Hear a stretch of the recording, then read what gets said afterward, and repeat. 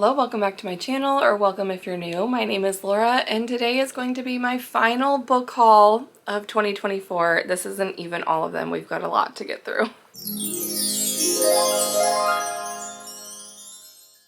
I think I have a little bit of everything here. We have some classics, we have some middle grade, we have some horror, thrillers, historical fiction, romance, cozy mysteries. Just like my reading is very eclectic, so is this haul. So we're just going to get through it fairly quickly. I'm not going to go into huge details about what each book is about, but I will tell you just the overall genre or vibes and where I got it from. I'm going to start off with these. Now this is just a small representation of a huge number of Goosebumps books that I was gifted by my friend Sonia from Sonia with an I.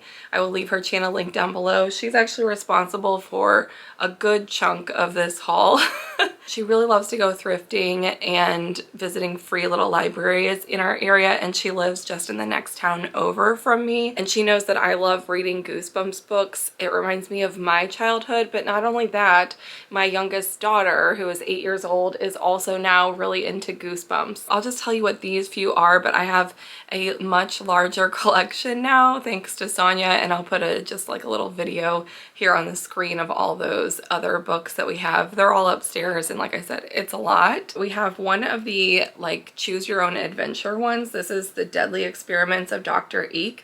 I don't remember this one from my childhood. Sonia said that there are not very many of the like choose your own adventure ones, so this is really fun. I haven't read one of these with my daughter before, and so I think she'll have a really fun time with that. The rest of these in this little stack I definitely remember from my childhood. I don't remember the exact stories necessarily, but I remember the vibes, the titles, the covers. So I know I've read all of these, but it's been probably 30 years ago.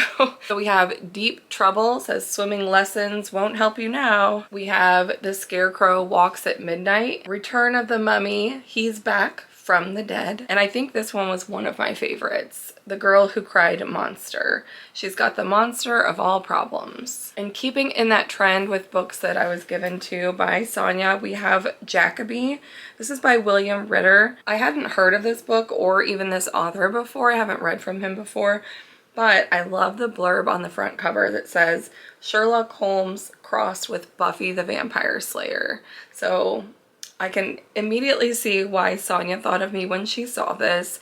It seems like it's set in New England in 1892, so a little bit of like a historical fiction mystery with maybe even a little bit of like paranormal twists thrown in there. So I'm super excited to read this. This may be one of the favorites that she gifted me. This is The House on the Cerulean Sea by TJ Klune. She absolutely adores this book, and from what I understand, it's a cozy fantasy about like this man who kind of does actually like a similar type of work to what I used to do. I used to be in the field of like childcare regulation, so going into childcare centers and preschools and things like that and doing their inspections and make sure that they were following regulations. And I think, if I understand this right, the main character, that's kind of what his job is, to go into these residential homes and do their inspections. And it becomes like a found family type of story. I think that there's like a little bit of a relationship or romance in this too. So I haven't read anything by TJ Klune before. I'm super excited to read this one. I was hoping to get to it honestly by the end of this year, but I don't think it's gonna happen with all the Christmassy books that I'm still reading, but I will definitely be reading this next year for sure. This one came from Sonia as well, and it's called Then We Came to the End by Joshua Ferris. Now I have not heard anything about this book either, but it sounds like maybe kind of like a workplace thriller or mystery or drama of some sort with a little bit of humor. So there's lots of like taglines or blurbs rather, and part of the synopsis that refers to this being funny. It says Joshua Ferris tells a true and funny story about survival in life's strangest environment, the one we pretend is normal 5 days a week. So I'm super here for like the workplace drama. I just recently read Eleanor Oliphant is Completely Fine, and I loved the workplace like drama, gossip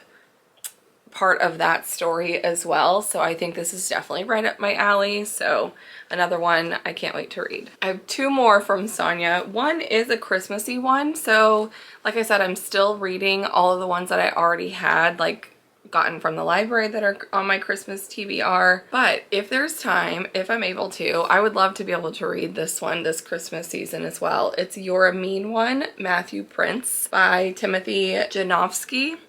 And I think this sounds really fun. Sonia just finished this one. She said she didn't really love it, but there are a lot of sweet like moments, and she's not into like, she's not a romance reader typically. She really likes cozy mysteries, cozy fantasy, much more in that realm is where she and I usually align on books. So I am willing to read it and still give it a try, even though she didn't love it. But she, again, she said there are some very sweet moments, but it's very much like kind of like a Prince and the Pauper. Matthew Prince is kind of like this rich man, and then there's Hector, I think, is the other main character, and who becomes the love interest. Yeah, it says Matthew Prince is young, rich, and thoroughly spoiled. He's on top of the world, but one major PR misstep later and Matthew is cut off and shipped away to spend the holiday in his grandparents' charming small town hellscape. So it sounds like he's going to get thrown into this environment that's unfamiliar to him, and I assume he's going to meet Hector, and there's going to be a relationship involved from there. So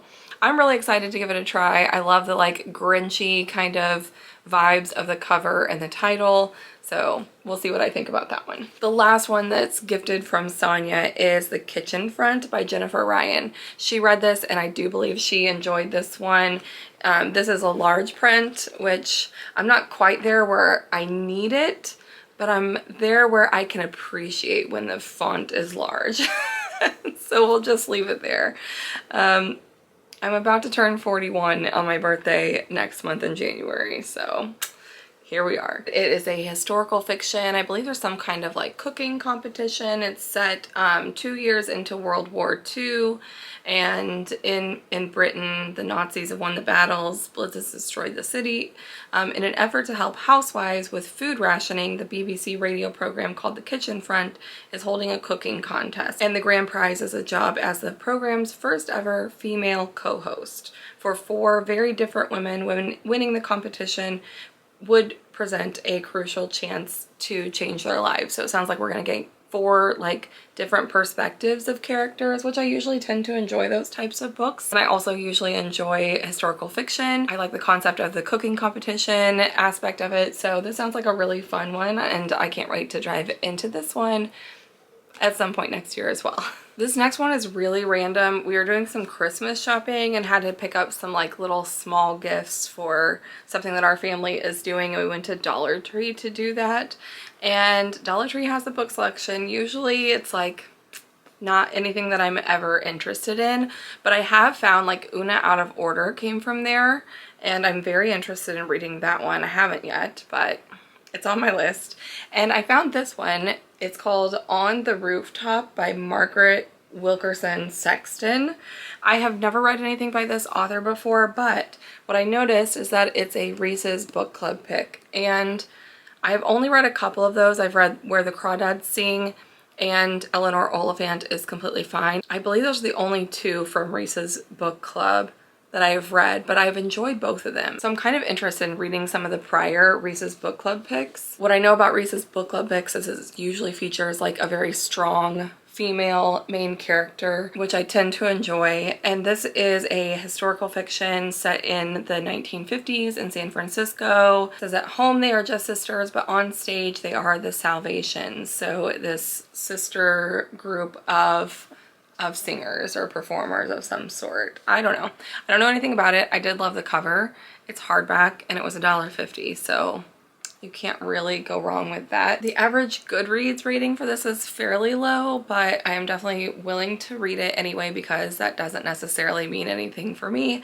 I often go against like popular opinion on books, so I'm gonna give that one a shot. Oh, I take it back. I found one more that came from Sonia. She found this, I think, in a free little library or a thrift shop, I'm not sure, but Then She Was Gone by Lisa Jewell. I actually have this on my like Amazon book wish list because I've read only one Lisa Jewell, None of This Is True, this year, and I really, really loved it. Like, that thriller hit all of the things that I really want out of a thriller for me. And so I definitely want to read more from Lisa Jewell. All I know about this is that the main character, her daughter disappears, and then years later she meets a man who has a daughter who looks just like her daughter that had disappeared.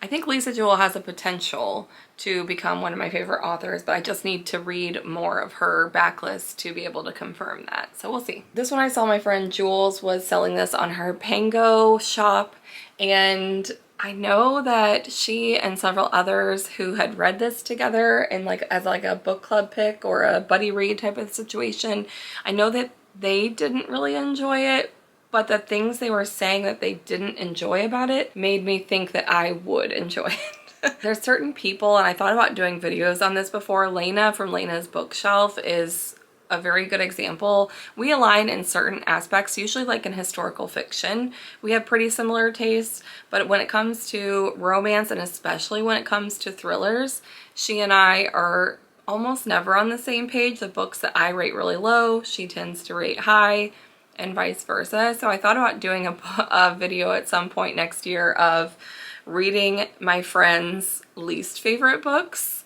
Not to say anything negative of them, but just because I know that my reading taste is kind of opposite of theirs at times. Anyway, so I'm super excited to try this one. I haven't read anything by Stephen Graham Jones, but I recently read Clown in a Cornfield, which is a YA horror teenage slasher kind of book, and I really enjoyed that one. I think this one kind of like bounces along in the timeline and it breaks the fourth wall, and all of that sounds really great to me. So I can't wait to see if my prediction that I will enjoy this better than my friends did is right. These next two I was so kindly gifted by one of Gwen from Gwendolyn Kensinger's Patreons. I'm part of her Patreon now. I just recently joined it because she has a lot of really great books for her book club, the Night Owls, that I wanted to be part of for next year, and so I went ahead and signed up for the whole year for that. And she just recently did a Night Owls secret book exchange, so it was optional to participate, but if you did, it was like a $20-ish budget where you buy something from your secret partner's wish list. I don't believe the person that bought for me is another booktuber, so I don't want to like mention their name just in case they want that to be held private, but I'm super excited for the books that that person gave me.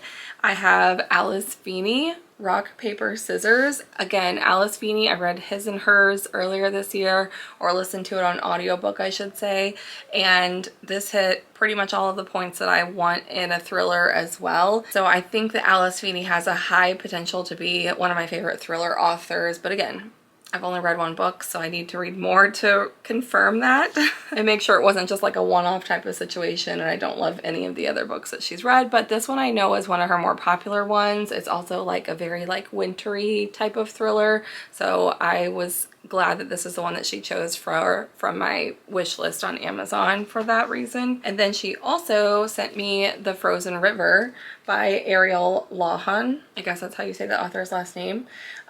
This is more of like a historical fiction, but I think it does have like some mystery, kind of almost like amateur detective type of elements to it. I believe it's about a true story about a midwife who somebody is found like in the frozen river dead, and I think she suspects it's a certain person, but that person kind of gets off scot-free and she's determined to get justice and something along those lines. But I know that this is like very highly praised. It says copyright 2023. I believe this came out last year, but I think it came out towards the later half of the year because I think this was one of the Goodreads Choice Awards nominees for historical fiction, if I remember right. It didn't win for that category. I mean, The Women by Kirsten Hanna, come on.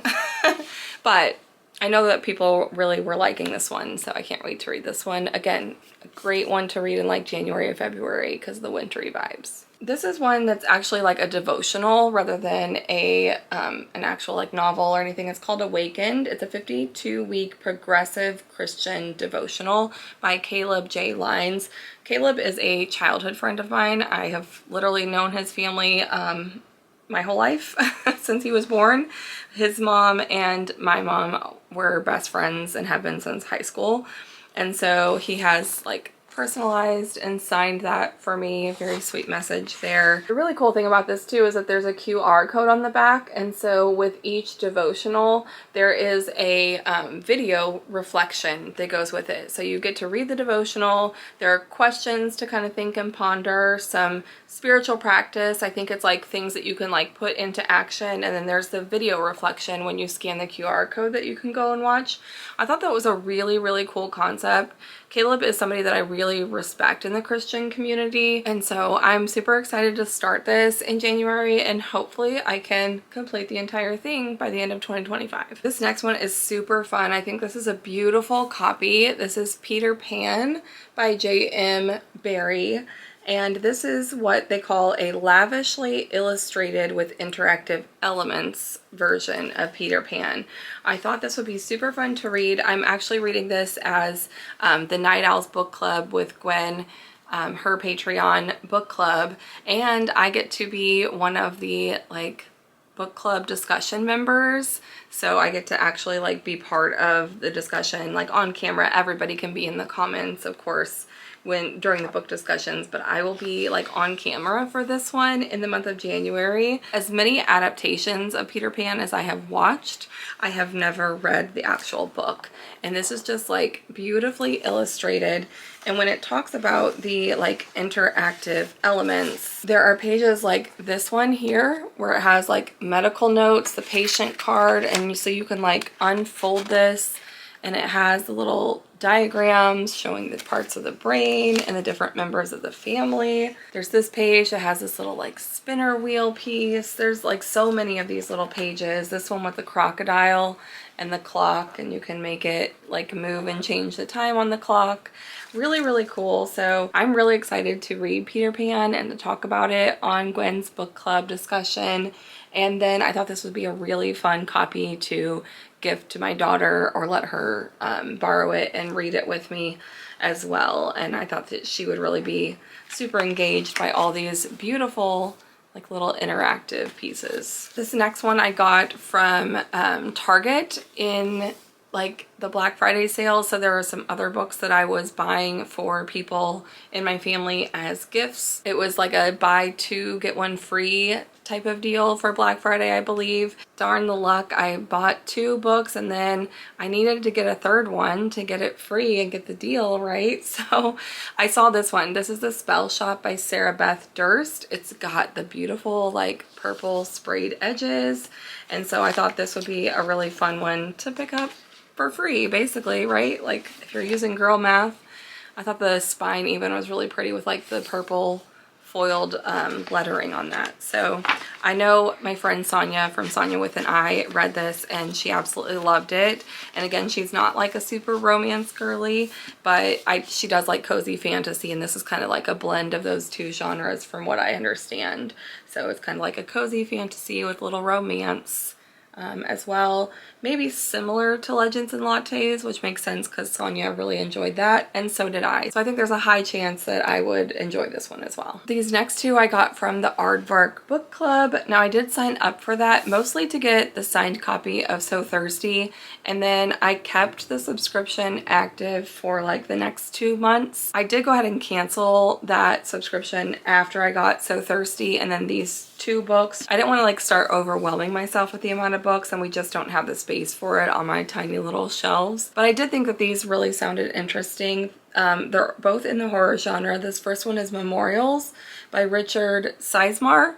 Again, haven't read anything from this author before, but from what I understand, this is like a group of college kids that are making this documentary on like something to do with like a road trip. Yeah, it says they're making a documentary on roadside memorials, hence memorials, and the cover, which I think is really cool. I love this cover. The project starts out as a fun adventure with long stretches of empty road and nightly campfires where they begin to open up with one another, but as they venture deeper into the Appalachian backwoods, the atmosphere begins to darken. They notice that more and more of the memorials feature a strange, unsettling symbol hinting at a sinister secret. That's all I needed to know. Road trip, outdoorsy Appalachian Mountains kind of vibe. I just thought it sounded really creepy and fun. And the other one that's the Aardvark pick is This Cursed House by Del Sandine. Again, haven't read from this author before. This might even be a debut. Yes, it is. This is a debut from this author, again, in the horror genre. All I know about this is it takes place in New Orleans, and we are planning on going on a trip next summer to New Orleans. So I thought this would be a perfect one to pick up and be like a summerween type of situation. I think there's going to be explorations of racism in this book and ghosts or spirits of some sort. I'm really excited for the New Orleans vibes. This is one that I probably won't read until I'm on that trip next summer, but I'll be really excited to pick it up. We almost made it. These last 4 I'll go through fairly quickly. These came from a cozy mystery author event in St. Louis that our St. Louis library put on, and there were some really big authors, like Ellie Alexander was there. So I got the first one, Meet Your Baker, in the Bake Shop Mystery series. I have heard nothing but good things about the Bake Shop Mystery series, and Ellie Alexander, actually